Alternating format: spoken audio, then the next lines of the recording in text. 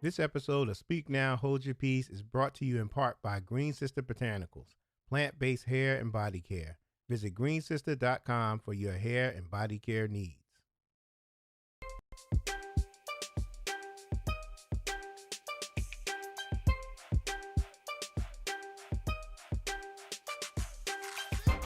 She's good. She's good.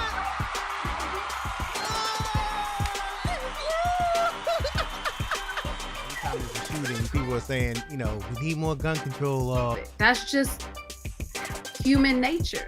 Welcome to Speak Now, Hold Your Peace, a live broadcast with real conversations about community social issues, politics, business, health, self-care, and more.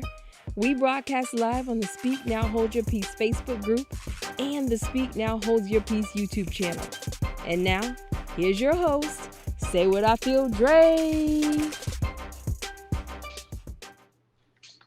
What's going on? What's going on? I am Saywuddafeel, and this is Speak Now, Hold Your Peace. And today we're going to talk about the expectations of a black man. All right. So let me get myself together here, which I'm almost together. I should have been together just a minute ago, but I'm back. I'm here. I'm ready to go. So today we're going to talk about the expectations of the black man in our community. I have three guests, and I'm going to introduce them in just a minute. But I felt that this topic was needed because I think the black man has a lot of pressure on him. And I think a lot of people know. I mean, a lot of people may understand it, but I just think hearing it from a black man and getting the opinions of others would be kind of insightful. So we're going to talk about that right now, but let me introduce my guest. My first guest I have is my man, Julius. Julius, I've had talks with Julius. I mean, we talk, especially when we used to work together, talk about sports, but very well knowledge. He has a lot of knowledge. So it was a blessing to have him on here. Jules, what's up, man? What's going on, Dre? Man, I'm glad to be on, man. I appreciate you reaching out to me. No doubt. And my next guest, I'm in a Facebook group, and I've seen him doing his thing, and I think he has a lot to offer, man. Like when I heard him, I was just like, yeah, got to have him on the show. And this particular topic was perfect because it's something he was talking about. So blessing to have him on the show. My man Quinn. Quinn, what's good, brother? Hey, thanks for having me on the show, Dre. I'm doing good today. It's a blessing to be here with you guys. That's what's up, man. Glad you can be here, brother. And I got my ace in the hole, never old. Tell her, but don't be told. Nelly. Nelly, I love Nelly, man. Me and Nelly, I love my Nelly, man. You ever talk about my Nelly, I'm going to deal with you, for real. I love my Nelly. Nelly, what's up, yo? Nothing much. Thanks for having me again. Nothing much. That's right, because Nelly, she's been on here. She's been on here. No, this is her second time, so she's been on here. So let's get started. So I'm gonna start out by asking y'all to do me this one favor.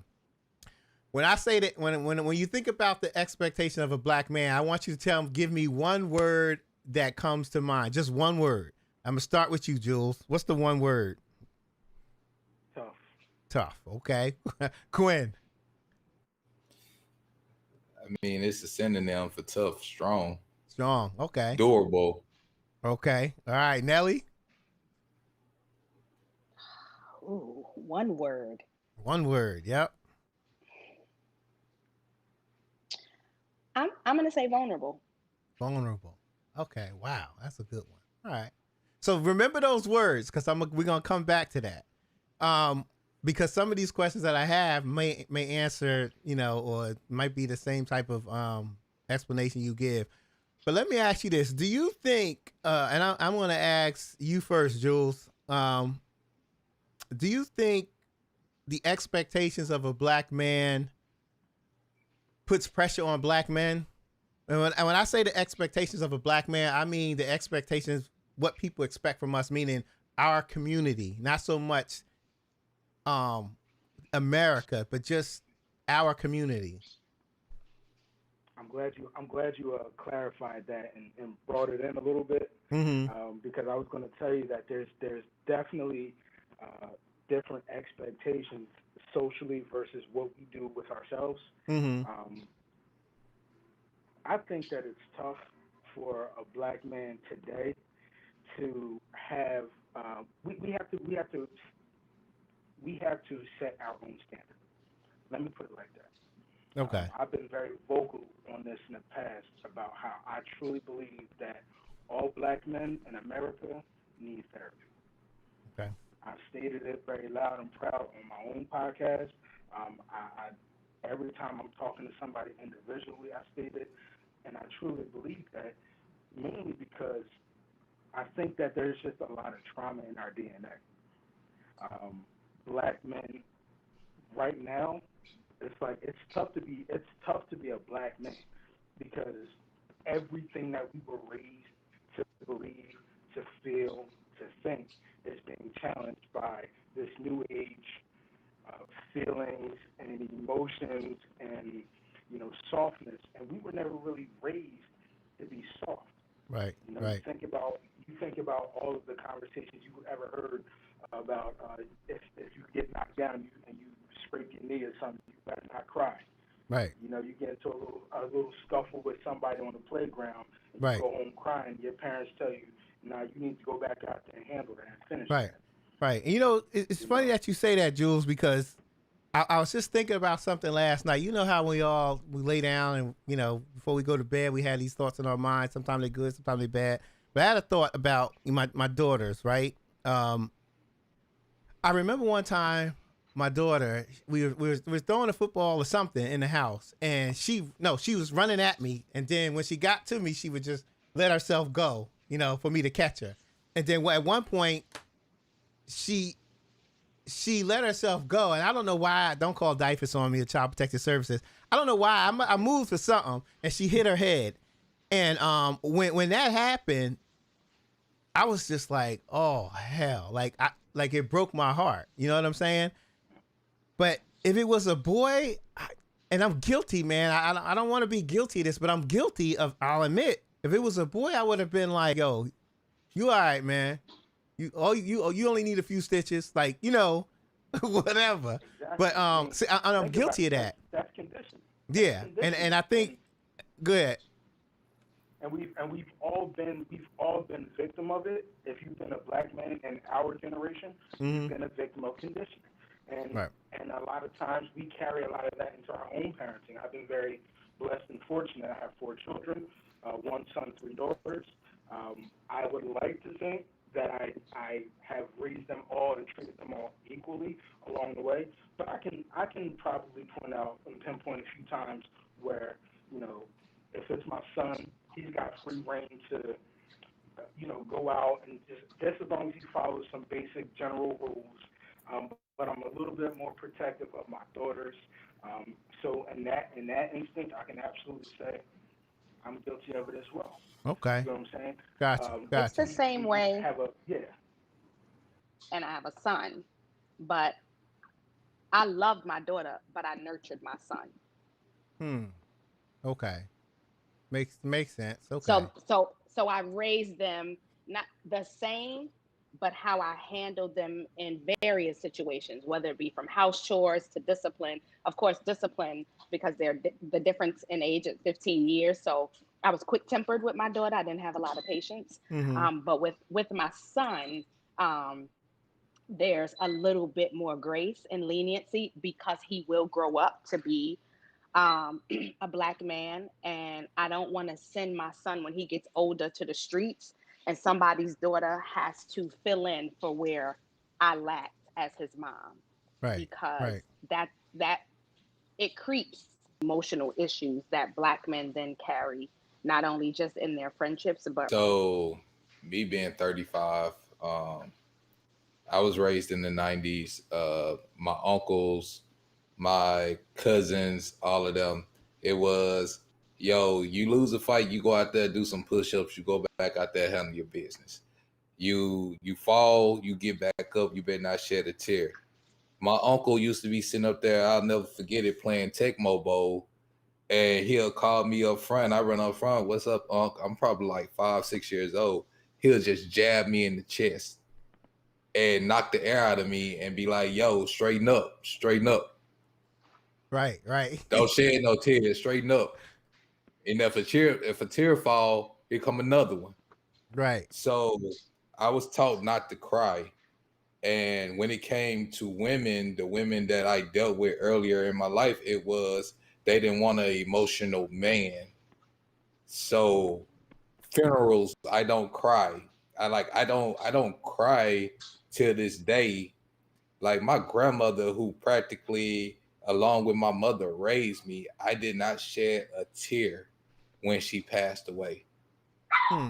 Wow. You know, and it's just like I had blocked all those emotions. And at one point, I think at 2014 is when I was diagnosed as being clinically depressed. And I had to seek counseling. So I went to a psychiatrist. Couldn't tell my family. I'm a grown man, so I'm not going to nobody else's house or nothing like that. I'm going to see my psychiatrist, come back to my own house. And I was able to release so much because in our community, when you say you going to see a psychiatrist, first thing is coming up, they gonna think you're crazy or something wrong with you, something like that. We don't think about mental health in our community in a positive way. It's starting to get there, but we don't think about that. And the things I had been through in my life, because I'm one of the ones, I can't let anything defeat me. I can't, be out here. I have to have this persona where ain't no man walking this earth gonna scare me. So in my earlier years, up until a certain point, I had to be the toughest dude walking. I walked around with a scowl on my face most of my life because people, and it got to the point, that's how I held my face. And it was like, you always look like you're mad. I could be in the best mood, but the way I just held my face as a protection mechanism. Right. Don't invade this space because you never know what you're going to get. So it was that the way I was brought up by my uncles and everything, like even with my mom, I had so much responsibility as a child, but with that responsibility came my freedom.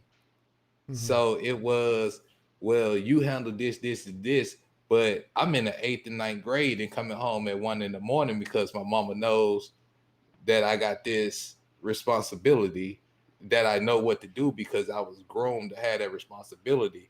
So I also had that. I was raised by the OGs in my neighborhood. So, being gang affiliated and all of that type of stuff, but also those OGs that tell you, hey, yo, you in this, but your job is to go make straight A's, go to college, and get beyond this. And that's what I did because, because that was ingrained in me. So it's a gift and a curse because now we're in this age where women want you to be emotional, but then once you start being emotional, it annoys them that you're being emotional. And then once you pull that back, it's why you're not talking, why you're not showing your feelings no more. So it's a catch-22, and you got as a black man, you have to find that catch. You have to find that happy medium, especially with our black women, because till this day, I've never dated outside of my race, and I don't want to date outside of my race. I have so many of my friends who have gotten frustrated with trying to meet the expectations of a black woman that they mixed race. Like, my father is Native American and black. My mother her father was Native American and blacks, and my grandmother, you know, it's Mm-hmm. more black in me than anything. But you know, it's I never wanted to step outside of my black women, and I have not had the best of luck with women. Mm-hmm. I'm 35 years old. I have not a child to my name, and I'm single at this moment. So that ought to give you some insight into my luck with women. Wow. But I still go back to the black woman because that's what I feel like I need by my side. Right. It's Yep. just trying to It's a figure out. complex simplicity. Yeah. Nelly, let me just ask you this real quick. Hmm. When he caught my attention, and I wanted to get your perspective on it because he was saying, you know, women. Have you known anybody, any of your friends? Not, you don't have to, you know, just women. Period. Who have been described as what he described in terms of wanting a man to be strong, but then, you know, vulnerable, and when he starts being vulnerable, they say he ain't tough enough. Have you experienced that with any of your friends or any people, any women that you know, black women that you Absolutely. know? Okay. I've experienced with myself. Okay. Like, let's just be honest and transparent. But that's because I was just as much as a broken puzzle as the guy that showed the vulnerability side, that came in tough. When he showed the vulnerability side, it confused me because at the time he showed the vulnerability, right? I don't know how to handle it. So But it's twofold, right? We want you to be vulnerable, right? It's not that we think that, well, I can't speak for every woman. For me, it's not, I desire a man to be vulnerable now, right? But because I know how to handle it. Mm-hmm. When I was in my, I would say from age 22 to about 39, I didn't know what to do. Age doesn't make it's my experiences, right? And I Mm-hmm. dated guys kind of like you, Quinn, who was raised by the OGs, right? And OGs don't cry. I never saw my grandfather cry. But my grandfather raised my cousins to not cry because they grew up tough. Men don't cry, right?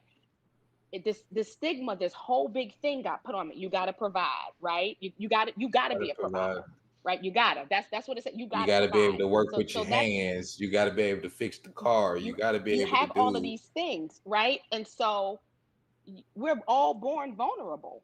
And then all of these things come as we grow, right? As our parents, now that we're grown, right? And we know adults go through things. Now, if mama broke up with daddy, now you the man of the house. Mm. At 13, how you a man? How, why did we as women Be in the Mississippi State Penitentiary. Yeah. That's what's happening. If that happens to my sister lived 6 hours from me when at one point somebody, I called my sister, her boyfriend heard a male voice, and he was like, "Who the f is that?" Got loud with my sister, took her phone and hung it up.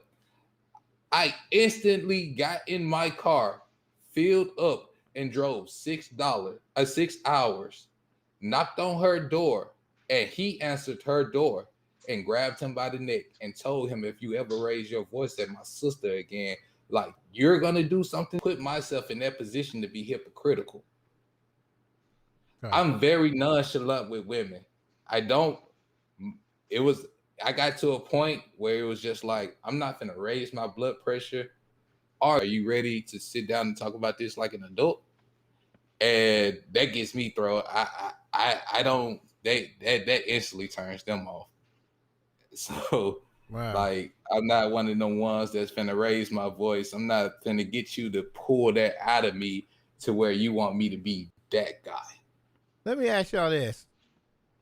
I'm not switching gears, but just let me ask you this. So, black man goes to a family reunion, right? Everything, you know, they doing an electric slide, they doing all this stuff. He at the table playing dominoes. He's like, "Bam, what's up with that?" You know, and all this stuff, you know, just relaxed, right? Goes into work. All of that, hit the switch, turn it off, and now it's a whole different person. So you know, we gotta present ourselves a little different from the compared like in the workforce compared to when we're You around got our a family. code switch. You got a code switch. Yeah. Absolutely. So with that said, do you Jules, what do you think about that? It's kind of like living in two different worlds. Jules, what you think about that?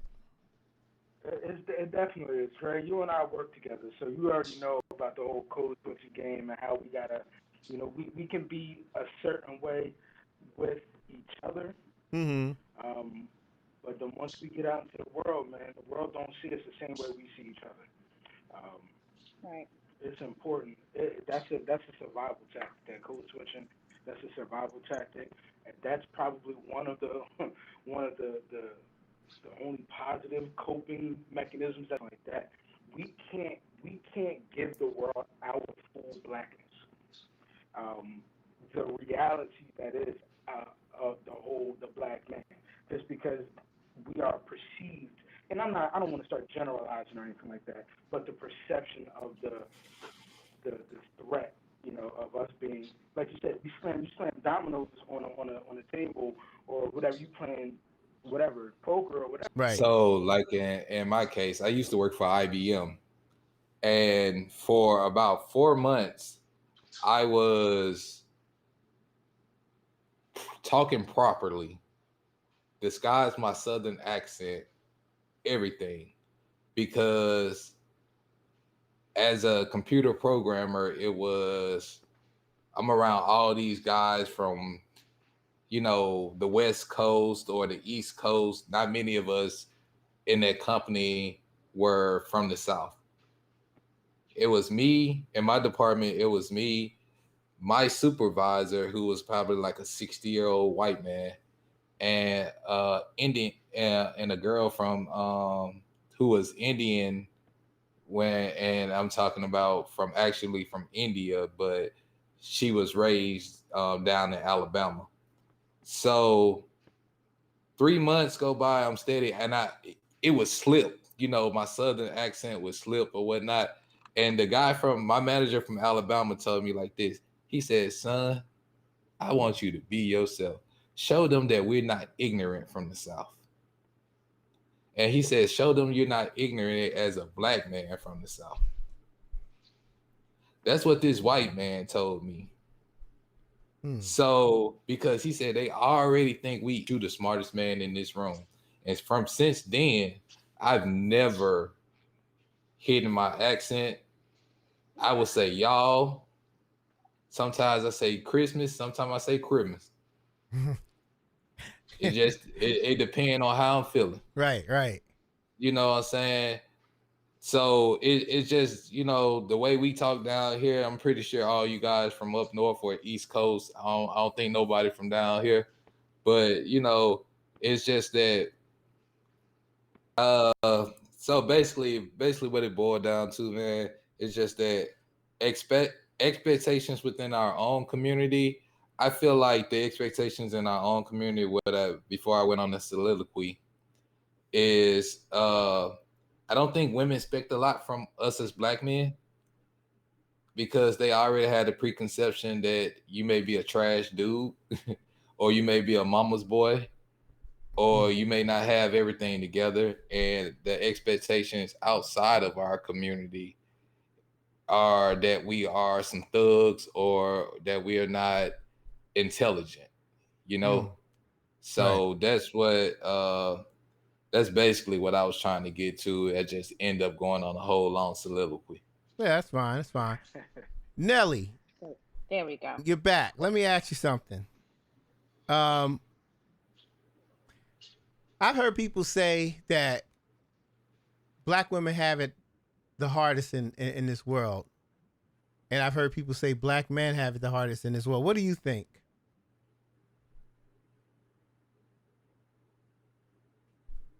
She there? Okay, she probably froze up. Can you hear me now? I can hear you now. Yep. Okay. I think we both have it hard. But in the world, we have it harder. In corporate America, it's it's a fight to the finish. Not only are we fighting the men in positions or sitting at the table with upper management and top leaders, it's also the white women. Um, it's tough, and in our society nowadays, it's even tougher, especially when some men feel like they have options when it comes to being a father. So we're trying to raise these kids, and we're trying to provide, and we're trying to keep our sanity, and we're trying to be good sisters and girlfriends, and it's it's tough. And so if you would have met me in my early 20s, I would have made it hard for you as a man because it was hard for me. Hmm. I would have first of all expected you to just provide because that's all I thought men were supposed to do. Because I grew up with my grandfather. He was old school. So he provided, but I never saw love in the household. The bills were taken care of, right? Right. Right. And so I go by home, right? My grandmother cooks, she cleans, she does the laundry, she does the dishes. So when you met me, I was doing that for you. And that's all I knew to do. I didn't know how to sit down and ask you, how was your day at work? And when you gave me an answer, I didn't know how to respond because I thought that's all I was supposed to do was ask you that. And then you say something and then we move to the next conversation. Right. Right. Um, but it's tough out. It's tough. And so raising my son this time along with my husband, I'm careful not to overstep the boundaries of my husband because there's things he's going to teach my son that I can't because I'm not a man. Right. Right. But I'm careful not to smother him too much with my love, right? So when he goes out in the world, he's not looking for Aisha to be all over him like white on rice. Right. Right. But I'm also careful to not abandon him emotionally. So he expects Aisha to fill in for where I didn't. I met a Mm-hmm. lot of men in my days whose mothers were present, but they weren't present. And it played out in our relationships and it was difficult. Hmm. So when we talk about sometimes Black women that have daddy issues, that mother son relationship, it's a catch 22, Hmm. depending on your mom. And everything for me, everything starts at home. Everything starts at So, home. You learn everything at home. Hmm. And so so it I comes out appreciate. into the Oh, world. Right. Go ahead. Right.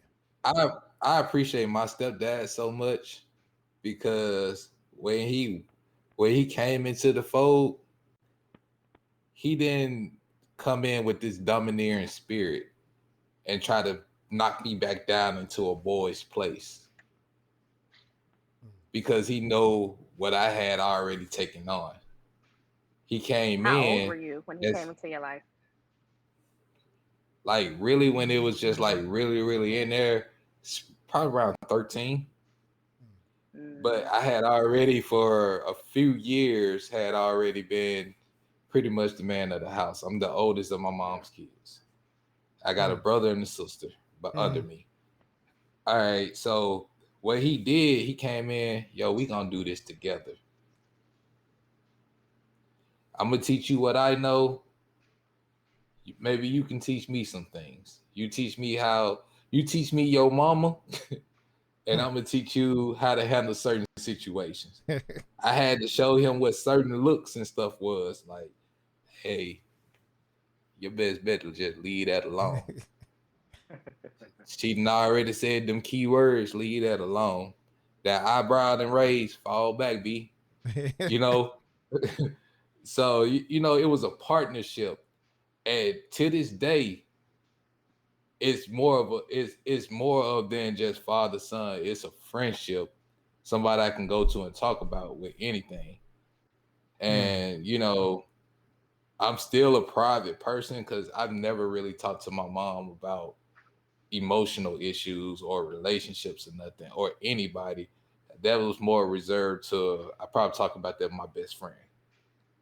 Hmm. But I can't because I always feel like I have to be strong for my family. I can't never show that I'm vulnerable. Hmm. When they're Are weak, I have you to be strong. Go ahead, Nelly. And because you learned that early, right? So are you Yeah, serious all the time?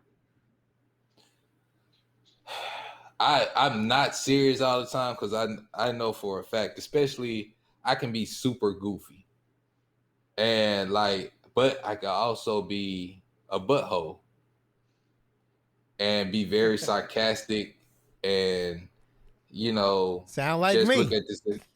look at the situation and just be like I have friends that do stuff like when you when you have everything that somebody wants and you see how they not showing appreciation for the blessings they got, they doing everything that you wouldn't do. Like I had to snatch one of my boys and just really, which I've recently gotten out of because I felt like I was trying to be everybody's daddy, trying to tell them what they should be doing Mm. instead of just letting them live their life and whatever the consequences are, that's for them to deal with. Yeah. But I had to tell them like, man, you got this, you got this, you got this, and you doing this, and you just being an F boy and all this right here. And my boy, he straightened up, but after a while, it dawned on him, man, I'm grown. He ain't my daddy. I'm gonna do me. I'm doing what makes me happy. And I had to realize that people have to do what makes them happy, especially and like what you said earlier about black men feeling like they had the option to be a father. Like me personally, at my age, it's probably gonna be hard to find a woman without any kids.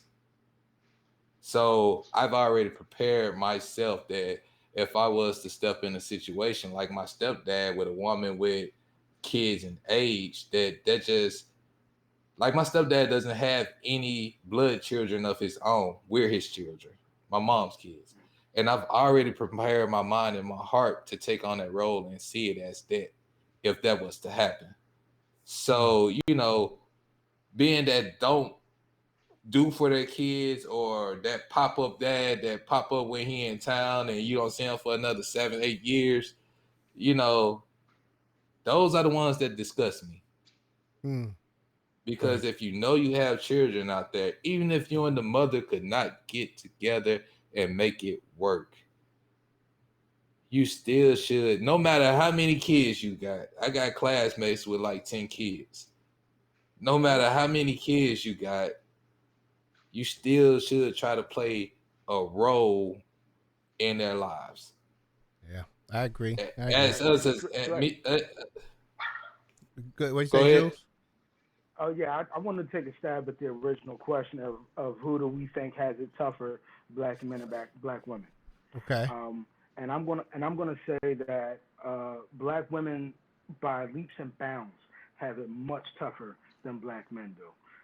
And the reason I say that is because men in general, we have privilege. We have a privilege in society that women just don't have.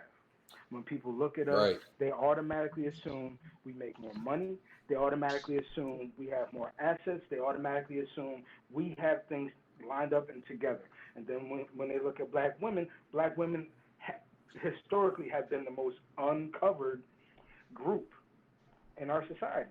Think about it. True. Black men were torn from the home. Um, it was then um, another form of conditioning where the women are raising children, raising boys and girls, and then they're creating their own environments, trying to exclude black men. Black women didn't do that. Let me make this very clear. Black women weren't the ones who removed black men from the home, and not all black men voluntarily left the home. Let me just Right. make sure I make that very very clear. All right. Um, so that's why I say for right now, black women has it tougher. Right. I also think that it's important for us to start to challenge the narrative of these roles, these traditional roles that I think that everybody automatically has this expectation of a man to be the provider, and like women can't go out and make money. Women can go out and make money. I'm dealing with this right now. Like this is literally what I'm dealing with. The women in my demographic and around my age group, 40 plus and everything like that, are out here. They're very independent. They're making their own money. They're starting their own businesses. They're having their own success. My value to them is not going to be the money that I provide. It's just not going to be that. Right. And that's Yeah. why I That's think it's probably also because important you for know us. who you are. I would like to believe that I know who I am, and I've been absolutely working on myself throughout this past year and some change because it was like early on, and I got married early. I got married at 24 years old.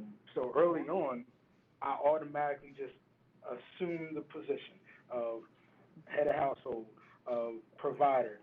Like Quinn, like you said, like your stepfather. I married into a family, a ready-made family. My wife already had two children at the time, and then we were blessed with two more additional children throughout our union. Um, but throughout the time of our marriage and everything like that, expectations and stuff really can kind of bog people down when it becomes Yeah. this continued, like just daily grind and routine. Because it can be tough. I wasn't making the kind of money that I wanted to make. She wasn't she wasn't happy with the career path that she was in, and we already had this family, so we have all these responsibilities, and we still have to keep the lights on, the food on the table.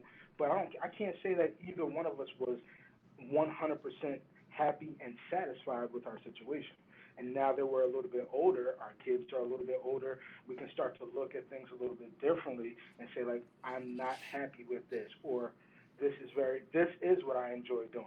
It's a matter. I think it's a matter of balance, and I've always said let's look at these assignments. You can call them gender roles or whatever, but I said let's look at them. Let's challenge and say like, who's better at what? If you're better at balancing a checkbook, why should I struggle with it if that's your gift? If that's your Amen to skill, that. Amen you to know what I that. mean? So, I'm living and you proof. know what? But Earlier some in my men are life, intimidated by that, though. Hmm. Some men earlier are in my really life, intimidated. Right. my grandmother made sure I knew how to cook. Her reasoning for me learning how to cook was because she said she don't trust these new hoes coming up to feed her baby. So rest my Oh, grandma. grandma. God bless my grandma. But she was one that if I brought a female around, if she got that vibe that she wasn't gonna be good for me, grandma tell me let her go. Me being stuck in my head and young, I learned that the hard way. Right. But you know, I don't mind. I work from home, so if I was to get somebody that has to be with somebody that has to go to a facility to work at or an office. If I work from home, then I mean, on my breaks, on my lunch breaks, I can prep dinner. I can do the cleaning, throw some laundry in the washing machine. Have dinner done by the time they get home, and then babe, got everything ready for you. Even got a hot bath for you. You know, I got to do it anyway because I live by myself. So Hmm. just because another person in here, why I got to change that up? Right. Right. Oh, Yeah. yeah. Let me ask you. Let me ask you this last question. A couple. Julius laughing at me because he know. Mm-mm. Let me ask You y'all don't like this. that? Huh? I do. I I, was I do. I like that. Um, when COVID first happened and I was working from home, in my mind, that's what I thought was gonna happen. Um, it did for like the first 2 weeks of COVID, and then it's just kind of like Julius laughing because he got kids, and if they at the house, we just like, yeah, no, well, I I'm don't not, have I'm any not doing this. children. Yeah, I do you this like, I'm every not doing day, this. 7 days a week. So if a woman came into my home, then probably on the weekend she can cook, but Monday through Friday I do it anyway. And Well. at first, my husband's job had closed, so he was home for a month before, once they figured out. But he was still looking at me for lunch and dinner, like, what we eating? And I'm like, what you eating? Because I'm sitting at this computer, because I'm still working. And then about 6 weeks into COVID, we had to have the uncomfortable conversation, not necessarily about gender roles, but how are we going to be able to move this going forward. Because in order for us to sustain, we have to effectively communicate, because we can communicate all day. Effectively communicating with someone who was raised under A and I was raised under B, it sometimes becomes challenging. Um, and there were a few get ups and walks aways, and a few, let me go outside real fast and let me see how much this divorce will really cost, because effectively communicating is a constant tool to work on. And we had to throw those gender roles away. And there were times I would have to say, I'm not your mom and I'm not your grandma.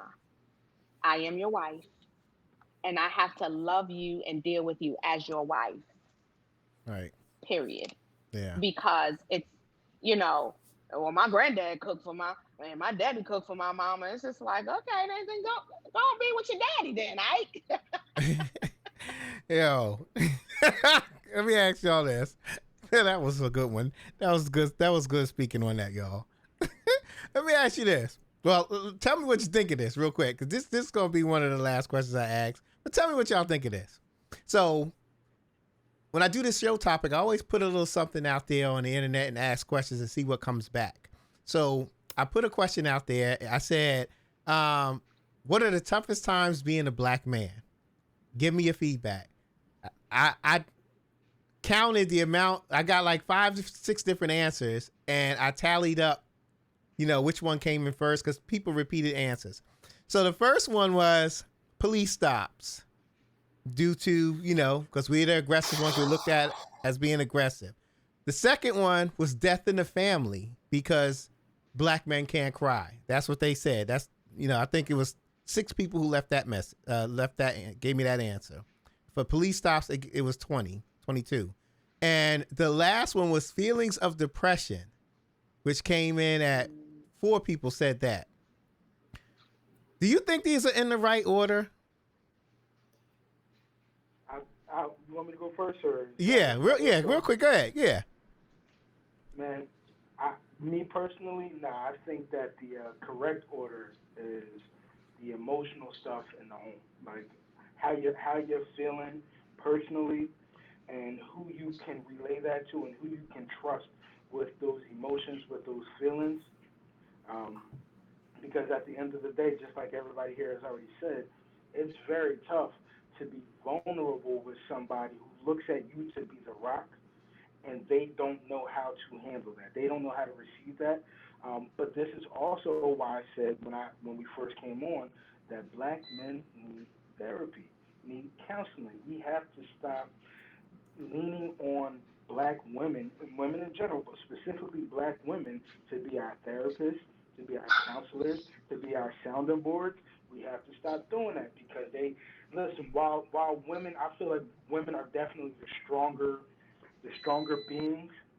Um, it's unfair to unload everything like that on a person who's number one is not trained to handle those situations, and number two is dealing with their own struggles and everything like that. So that's why I say number one is the emotional thing. Um, the second part is absolutely death in the family. Not so much about not crying, because unlike you, Quinn, when my grandmother passed, I was done. I was out of work for 3 weeks. I couldn't function, because she was the matriarch. She raised me along with my mother, and it took me a long time to get through that. So I cried, and I'm not ashamed to say that. But the issue was the struggle that came in with us with that was that I was the one. It was me and my younger cousin who had to make all the funeral arrangements. We had to do all the calls. We had to get everything together, and it was like that's tough. That's a tough spot to be in, because I never thought that role was going to fall on my shoulders as soon as it did. Wow. And then the last one with the police stop thing. I think that's as I think that we all can agree that it's a hot button issue, and we can all agree that we have absolutely been disproportionately, taken advantage of in the past by police and by the political system and law and everything in general. Um, but we also don't necessarily have to engage with the law every single day of our lives. Right. You don't Okay. have to. Right. I mean, All right. you may have some run-ins, but it's not a daily thing as you know like we deal with our own mental every Right. single day. Right. All So right. that's the order that I would put them in. All right. Quinn, what's your order? Definitely the mental health first. Okay. If you got all this bearing down on your brain, on your heart, and in your soul, I can't just call it mental health. I have to call it body health because your emotional, your spiritual, and your mental all have to work together. They have to be harmonious. Okay. And if it's every which way, if you got nothing in check, then you don't know what to do. You just out here, you're a ticking time bomb. Right. And so that's definitely first. Second, like you said, being strong for the family, like those emotions, like I tried to be vulnerable with a woman and she used it against me. That's the last thing you want as a man. You do not want your pride kicked through your chest. Right. So, that makes you not want to be vulnerable no more because you don't want them using those emotions you relayed and those secrets you relayed to be used against you, when she gets mad and she feel like it's time for her to leave. Right. And now because she leave, she telling everybody all your business. Right. Okay. So, and then the police. Back in the day, I dealt with the police a lot. Never had a situation where, I got beat up or anything like that. Did get arrested a couple of times, but it is what it is. I was in the wrong, face up to it. I ain't finna try to run or nothing. It is what it is. So, but like Jules said, that I was blessed and fortunate not to have one of those situations, especially being from Mississippi. Mm-hmm. So, I was blessed and fortunate not to have one of those situations. So, yeah, Jules had the right order, definitely. Okay. All right. Nelly, I want you to give us your final. Just give us your final thoughts. I want to close it out with your final thoughts because I asked them these questions because they were men and they have to be in that situation. But I want to ask you to just give us your closing thoughts, and then we're gonna be out. I think Black men are the dopest creatures on earth. I think they Next to are. y'all. Yeah. But I think to see a Black man persevere through any and everything it's kind of like watching a butterfly go through stages. And as a Black woman, to be able to cheer Black men on, going to a HBCU and seeing all of these different people from walks of life just trying to get out of the hood, just to be better, was a beautiful thing to me. And then to meet various different people through walks of life, conquer and be good citizens. You know what I mean? Not Right. just make it financially, but be good citizens is a beautiful thing. There's a guy that I used to date who I'm still very good friends with now, and he's still single. And I kind of talk him through his issues and his quirks, and I'm like, you deserve to be loved. And I feel like if a Black man is loved properly, then I can tell my husband to skin a tree, to climb a tree with 3 branches, and the branch is only 50 pounds. He will believe he can do it because I loved him the right way. And I think that's what our Black men need, is someone to love them properly from birth to the grave. And if Wow. they have it on a consistent basis, they can make it when it's broken. To meet Black men, I got trust issues. It's like, how you got trust issues and you 12? What happened? Right. Why? Why are you angry at 12? You're 12. We in middle school. You don't trust nobody in middle school? Right. You Right. will be And so, surprised what these kids go through. I used to substitute teach, and you would be surprised what these children at 8, 9, 10, 11, 12, 13 go through. I believe it. And It's times have changed, the community have changed, and the the the kind of built for tough women that used to be are far few in between. And so our children pay for it, our youth pays for it, and it becomes difficult. I have a 22-year-old daughter who just is like, these guys, they don't want relationships. They just want to mate. And it's like, it got to be I some don't good ones out there. Right. It I got to be don't feel some. like a lot of I don't feel like in this time and era, just from my experience, that in my age bracket, a lot of men nor women, they want stability, but they don't want the loyalty of being in a monogamous relationship. It's like, yo, Well, we come stability comes with together. work. We got to Yeah, work but it. they don't want the thing is they want the house, they want all of this, but I still want to go do me, and you can still go and do you, but we just here to make this here work. So we husband and wife, but I'm still gonna do my thing and you go do your thing. Yeah, that's a So whole that's nother. why I've been, yeah, That's a that, whole yeah. nother I've show. been in, absolutely. I've been intentional since my husband and I have gotten married about being not totally open and honest with our kids, about things, but allowing them to see that the load can be shared. It's not just for one person to carry the load, and stability takes a unit. And the unit somehow or another has been misconstrued with, we got to have the car and we got to have the house to be okay.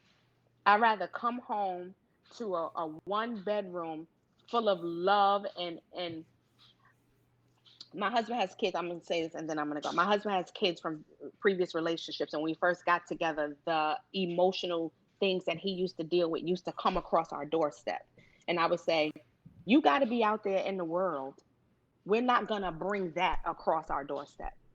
This is a place of solace. It's a place of happiness. It's a place of love. Now, every now and then we get a little quirky, but I've made it my point to make home home, to not make it seem like it's the outside. It's not going to be a bunch of chaos. And home has not become that for a lot of our Black men. Home has become just as much as the battleground as the streets. And so they don't know how to make the difference, Mm-hmm. differentiate home from the streets. They bring the streets home, and it just gets consumed. But I love our Black men. I pray for them. I have 4 nephews. A new nephew on the way. When I found out I was pregnant with my son, I was actually scared because I'm like, I have to raise a Black man and I want to do right by him. So somebody's daughter isn't sitting in a therapy chair talking about my son. Mm. Wow. Yeah. Wow. And another thing, I just thought is, I just wish we as Black men and the Black women, that we start working more together and stop being each other's own worst enemies towards That's each true. other. Yeah, I agree. I totally agree. I totally agree, man. And I think that's one of the first steps, to be honest with you. So, um, I'm going to wrap it up. I'm going to wait for Nelly to come back on here. She should be right back on. But I'm going to wrap this show up, man. We got to come back and do this again, because it's a lot to talk about. Like, it's just a lot to talk about, man. And I know one show is going to get it all wrapped up, but we're going to wrap it up. I want to thank everybody for tuning in. I don't know if Nelly's having some technical difficulties, so I'm gonna go ahead and wrap it up, man. And I want everybody to know that I appreciate you watching. I thank you for your comments and stuff like that. And we're gonna be out of here, man. So we'll talk to y'all later. Thank you for tuning in. Appreciate it. Have a good one. We out. Thank you for watching the Speak Now Hold Your Peace live broadcast. Be sure to subscribe to us on YouTube and join us on the Speak Now Hold Your Peace Facebook group.